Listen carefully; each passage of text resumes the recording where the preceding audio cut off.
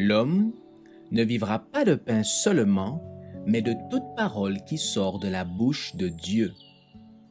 Voici votre moment de méditation quotidienne.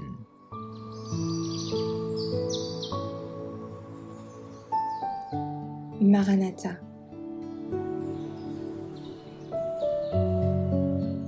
Le 23 août, les anges peuvent voir le sceau de Dieu. Et je vis un autre ange qui montait du côté du soleil levant et qui tenait le sceau du Dieu vivant. Il cria d'une voix forte aux 4 anges à qui il avait été donné de faire du mal à la terre et à la mer, et il dit : Ne faites point de mal à la terre, ni à la mer, ni aux arbres, jusqu'à ce que nous ayons marqué du sceau le front des serviteurs de notre Dieu. Apocalypse 7, versets 2 et 3. Tout dans le monde est dans un état instable. Les nations sont irritées et l'on fait de grands préparatifs de guerre. Une nation conspire contre une nation, un royaume contre un royaume. Le grand jour de Dieu est proche. Toutefois, bien que les nations rassemblent leurs forces en vue de la guerre et de l'effusion de sang, l'ordre est encore donné aux anges de retenir les 4 vents, jusqu'à ce que les serviteurs de Dieu soient scellés au front. Les 4 vents sont encore retenus, jusqu'à ce que les serviteurs de Dieu soient scellés sur leur front. Alors, les puissances de la terre uniront leurs forces pour la dernière grande bataille.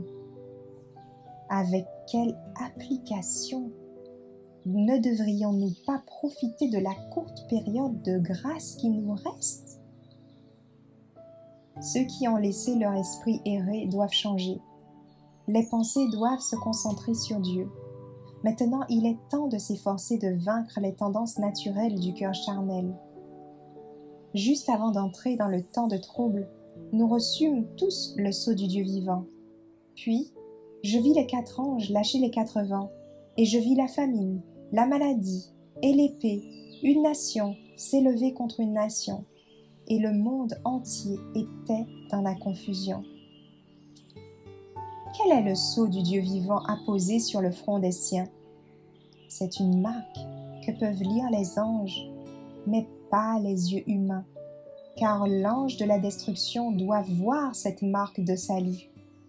L'esprit intelligent a vu le signe de la croix du calvaire sur les fils et les filles que le Seigneur a adoptés.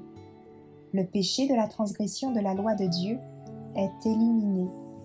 Ils portent le vêtement des noces et ils sont obéissants et fidèles à tous les commandements de Dieu. Nous nous trouvons à l'époque du criblage, quand tout ce qui peut être secoué le sera. Le Seigneur n'excusera pas ceux qui connaissent la vérité s'ils n'obéissent pas à ses commandements en parole et en acte.